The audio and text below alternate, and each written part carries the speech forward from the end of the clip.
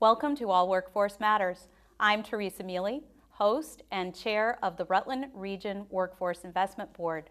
Our program is going to focus on the Vermont Safety and Health Council. I have two guests with me today. Sue Murray, who is the Regional Safety Coordinator for Cabot Cheese and Vice President of the Vermont Safety and Health Council. Hello. Welcome. And Maureen Johnson, who is the President of the Vermont Safety and Health Council. Hello, happy to be here. Thank you for traveling south to Rutland to be interviewed about this really important organization.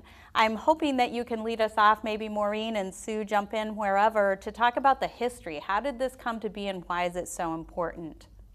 Well, the Vermont Safety Council, now the Vermont Safety and Health Council, started back in the mid-1990s. And although I wasn't one of the original members of the board of directors, I've been on the board in various capacities since about 1997, so almost 20 years. That's a long time. Time flies. And we were formed as a nonprofit, independent safety group to serve the needs of businesses in Vermont. We have always had what we consider a very economic due structure. Our programs and topics focus on a variety of health and safety topics, and we evolved from being one small organization of member companies, mostly in the Chittenden County, northwestern part of Vermont, to being truly an across the state member-driven organization. So this might be a good opportunity to perhaps talk about the structure and the chapters that are throughout the state. Sure. And I will let either one of you jump in on that. Well, I'll let Sue talk about the chapters because she's one of the founding members of the concept, I believe, in the Northeast Kingdom. But we consist of a board of directors, 9 members of the board, representing different companies around Vermont, and indeed one gentleman who is a consultant in northern New York State in the environmental and safety arena. We also have a representative to the board from the Vermont Department of Labor Project WorkSafe. And so that's what one of our chapter steering committee heads fondly refers to as the mothership. I'm familiar with that. and then, Sue, why don't you talk a little bit about the chapters and how that got started and what the chapters do? Well, it got started by people in my area saying, which is in the St. Johnsbury, Lindenville, Danville area, saying, you know, you have these nice events, but it's a long ways for us to travel. Could you have some closer to where we work? So we started one when we call it the Northeast Kingdom or NEK chapter. And we do that in St. Johnsbury and Lindenville. We do those events. And it just started evolving from there. We have a Northwest chapter, we have a Rutland chapter, a Southern Vermont chapter, and a Bennington chapter. And I believe I said them all. There are 5 chapters. 5. Yes. And we do an average of 12 events a year throughout the state. It goes around the state. It is.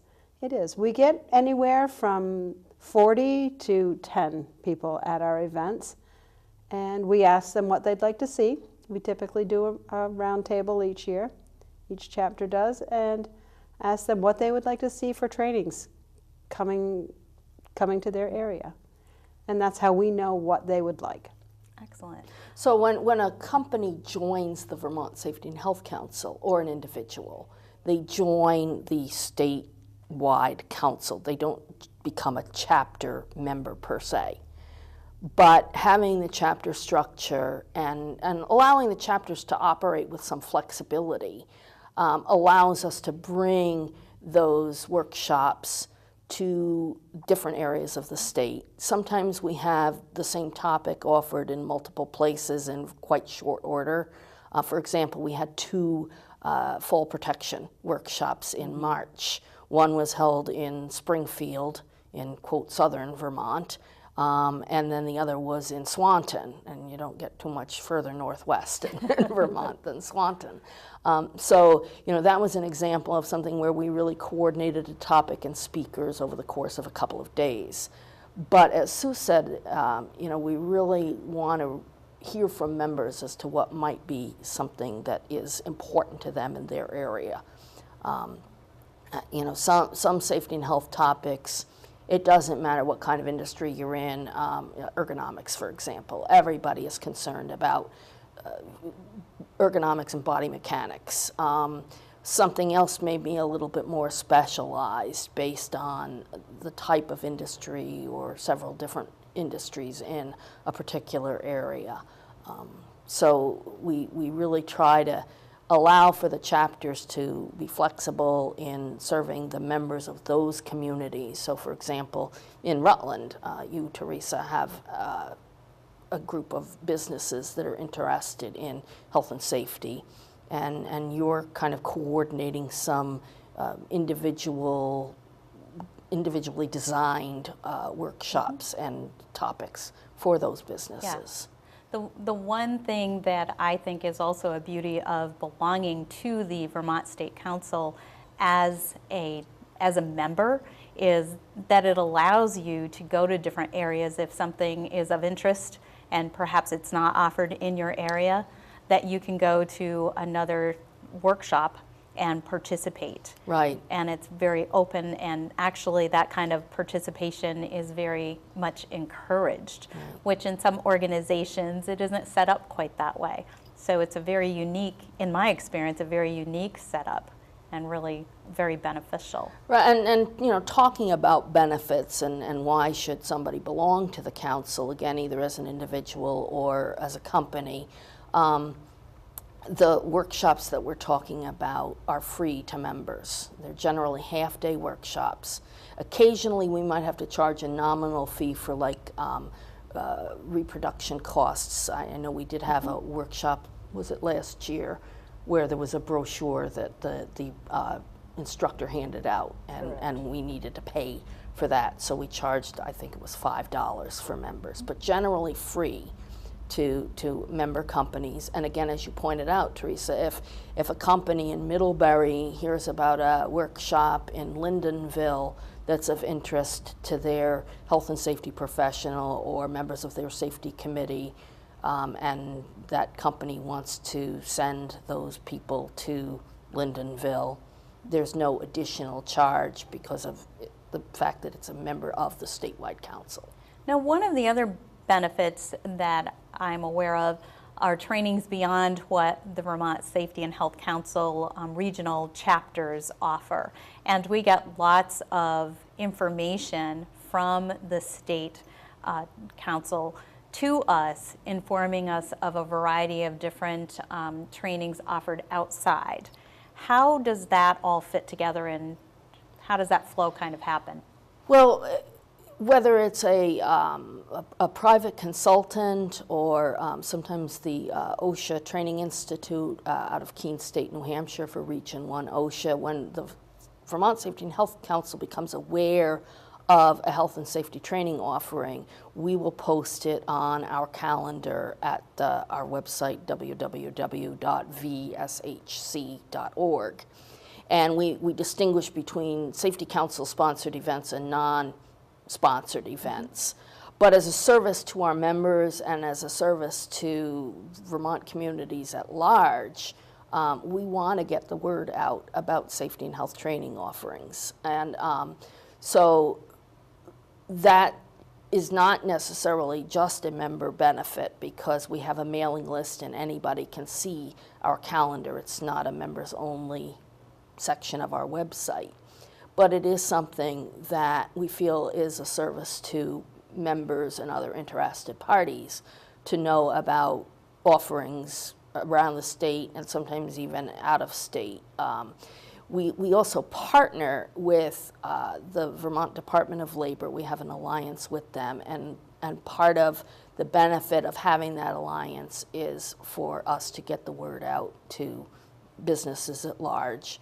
And we also have a partnership with the OSHA Training Institute, which I mentioned. So, for example, coming up, now that it's June, coming up next month in July, is an OSHA 511 class, which talks about the various OSHA regulations, and there's a discount for Vermont Safety and Health Council members that we've arranged, members in good standing, so that a class that's normally more expensive is more economical, and that class is being offered up in Burlington. So, Sue, obviously you've been involved a very long time, and your employer must support your participation. You're vice president of the council. Tell us why an employer would be supportive of such participation. Well, in my case, at Cabot Creamery, they do support safety. They want their employees to be safe. If an employee is getting hurt, that's not a good sign. So they want the safety regulations followed, the safety programs written and followed, and I get a huge amount of support. It's a win-win all the way around for the employer and the employee.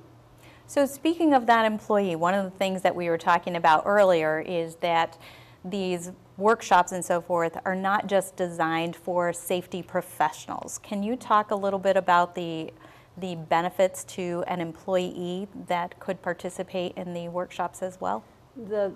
The way we set up the workshops is that we talk about the regulation, and it's typically a VOSHA employee that comes and speaks. Dan Whipple is very good about coming and speaking on the regulatory part of the program, the topic that we have chosen. And also we'll have a company come in and they talk about how they participate in applying the program to their company.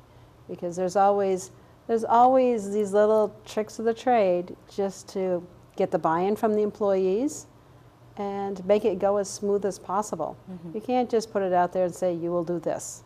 You've got to make it so it works and makes a flow for the company. Definitely. Because you still have to get that product out the door as well. That's right. Safely and efficiently. Yes, exactly. So, one thing I would like to interject, though, about the style of our programs is that we generally don't teach how to do something safely. So, take powered industrial vehicles, for example. We would have a workshop on, here's the OSHA, or in our case, VOSHA, regulation about powered industrial vehicles, how often people need to be trained, how often vehicles need to be inspected, what to do if there's an incident involving a powered vehicle. But we don't teach someone, here's how you drive a fork truck. That would be up to their employer to take what they've learned at one of our workshops and what they may have learned elsewhere as well, researching the standard, and then apply that to teaching their employees how to operate a fork truck safely. Good. That's a good distinction. I know that the workshops that I've attended have been really very, very well put together and definitely worth my time. And I always look forward to participating anytime I'm available. It's a have to fit into the schedule. Now, there's going to be a big event that comes up once a year, and I know we wanted to talk a little bit about that. Our Safety Expo is happening, so let's talk about the date and the time and perhaps some of the details. Sure. So this year's expo is in Stowe at the Snowflake. It's October 6th. The time will be roughly 8 to 4, give or take. I'm going to refer to some notes so that I don't overlook anything in talking about the content. In no particular order, what we're going to have is a discussion about confined space safety. That's going to focus not only on the general industry confined space standard, but also on the construction confined space standard, which is a relatively new VSHC standard. And I anticipate that as the general industry standards evolve, that some of the concepts adopted in the construction standard will find their way into general industry. And even beyond that, as a best practice, an employer might want to consider some of those elements. We're going to have a workshop on personal protective equipment, something on employee involvement in safety evaluations. We're going to have something that we're calling a rapid regulatory roundup, which is representatives from Project WorkSafe, which is part of the Department of Labor, the Department of Environmental Conservation, Vermont Department of Environmental Conservation, and the Vermont Division of Emergency Management, talking about what's hot in the regulatory arena. And then we hope to provide the host venue for the governor's Workplace Safety Awards, which we did last year. I do need to emphasize that the Vermont Safety and Health Council is not involved in the selection of the award recipients. We're providing the venue where the awards can be presented, but it's also a great opportunity for attendees at the expo to hear from those award recipients about what they feel makes their program outstanding and why they were deserving of receiving an award this year. So that's the content. Of course, you know, our venues, we like to pick venues that have great food and great views, and it'll be foliage season. So it's really something that we're invested in as a council at large, and we look forward to broad attendance.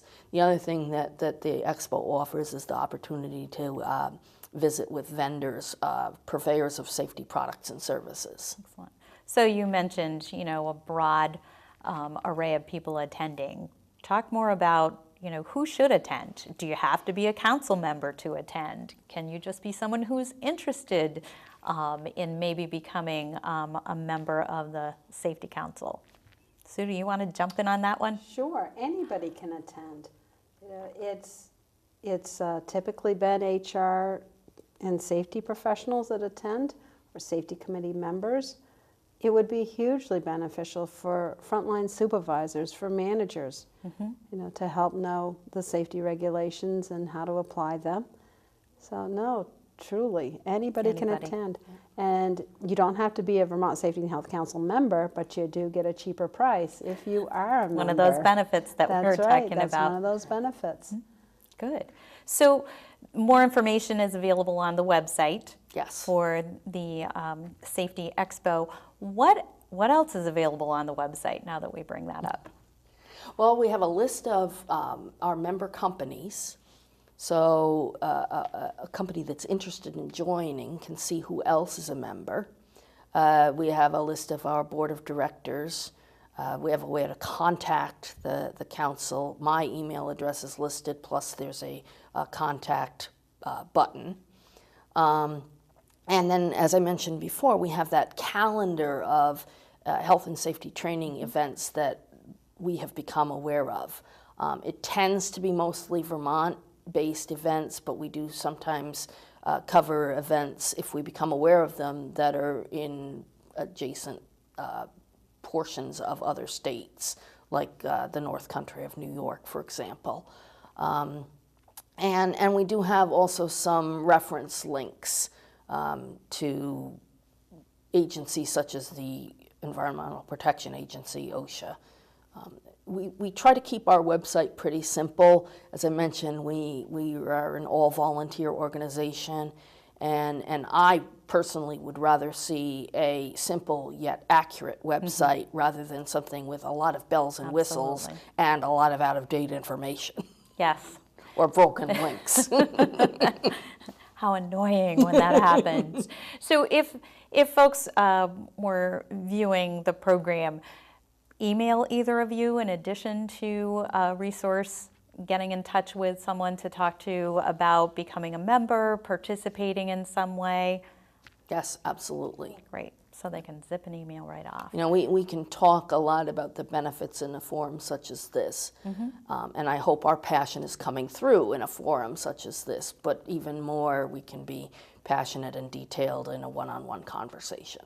Well, one of the things that we were talking about earlier, and I personally have had this experience a few years ago, safety, even though it comes under the umbrella of human resources most often, I became hands-on with being an environmental health and safety specialist for the company I was working for, Rutland Plywood. And this organization was just so helpful to me because I was more, you know, on the beginning end, if you will, of learning. And I am connecting with veteran people like yourselves who've had so many years of experience. That is also, I think, worth its weight in gold when we talk about benefits. And that happens in every region in the state. So taking a look at the website and seeing the list of businesses who are behind and supportive of safety, that, you know, that resource is available to all of us as well, so that we don't have to reinvent the wheel. Right, and at our expo, as well as at the chapter events, there's always ample opportunity to network. So you're hearing from the experts in the formal presentation, but you're also able to just chat with your neighbor about, hey, how do you do that lockout tagout program thing at your facility? And I mentioned lockout tagout. That's actually one of our next chapter workshops coming up as well in the Northeast Kingdom. I would also think that the relationship that the Safety Council has with the Vermont Department of Labor is another benefit to members, that instead of thinking of the Vermont Department of Labor as up there in Montpelier, those people, you actually are interconnecting with them on a personal level and professional level. How has that been helpful to businesses and members overall? That's an excellent point, because that makes them real people. And when they're at these events speaking, they'll speak on the regulation, and then during the break, and then during the lunch break, people go up to Dan or Hazel or whoever is the speaker, and they will ask them questions. They are getting a lot of questions, and they're getting the word out there that VOSHA is there to help, and they definitely are. Yeah. And they actually prefer that you call them. You know, if you have a question, call them. Don't just wonder. Don't struggle with reading the regulation if you're not quite sure. Exactly. Give them a Pick call. up the phone. Yes. And you know, obviously, VOSHA is a regulatory agency. Project WorkSafe is consultative. And private businesses, we all have different avenues that we have to take. You mentioned about doing things safely as well as efficiently and productively. You know, that's obviously a business mantra.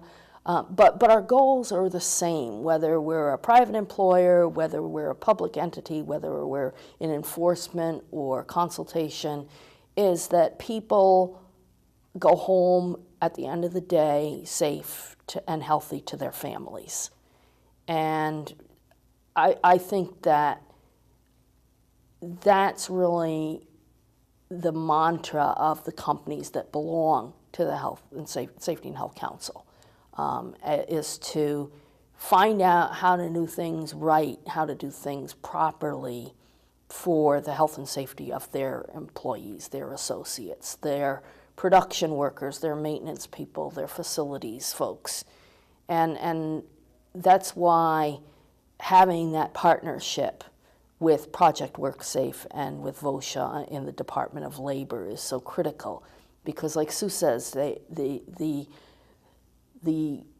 unapproachable entity without the face and without the name suddenly becomes somebody that can partner with you to answer questions and to allow you to take back that information to your company, to your workforce, to help them stay healthy and safe. I like the way that you describe it as a partnership, because we don't often think of the enforcement aspect of safety as a partnership, but it absolutely is there to do all of the things that you just described. And you know, being part of the Safety Council doesn't mean that someone's exempt from regulatory evaluations, inspections, and whatnot. Right. You know, don't get me Very wrong. good point. But it does allow you to be involved in those proactive discussions that make those inspections, were they to occur, that much more positive and smooth. Yes, good point. I was thinking that when we were talking about the industry sectors, sometimes we think of general industry, and we might not think of construction or some of the other industries. When we're thinking about the Vermont Safety and Health Council, what industries are represented? Are there any that are underrepresented that you would like to see more membership participation? I would love to see more construction companies. And having said that, we recognize that we also have to offer more information for the construction sector. But we do have a member of the board of directors who works for a large construction general contracting firm. As I mentioned, one of our subjects for the expo is confined workspace. I also know, I'm not going to steal his thunder, but I know that our presenter from Project WorkSafe is going to be mentioning the new silica OSHA standard. That applies to general industry a little bit later on, a few years from now, and construction closer in.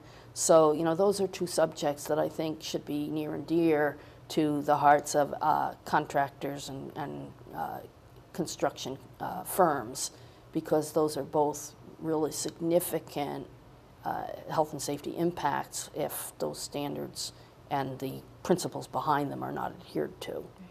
Well, it sounds like a little bit of chicken and egg, that it's hard to offer something for construction without having construction at the table to really identify and drill down. These are the areas that we would like to see some workshops. Sure. And without them there, it's hard to offer. So we need to get the message out that construction, we want you at the table. Yes. Yes. With regard to the Safety Expo that's coming up, I know we really want to emphasize getting lots of people there. Is there anything else that you would add as an enticement, perhaps, to encourage people to attend? If there's any hesitation, maybe not sure that it's quite right for them, how would they learn more about the Safety Expo, or what other things should we look forward to coming from the State Council? Well, again, our website is going to detail the agenda. We do plan on publicizing not only the topics, but an abstract of each of the topics, what's going to be covered, and a short bio of each of the speakers.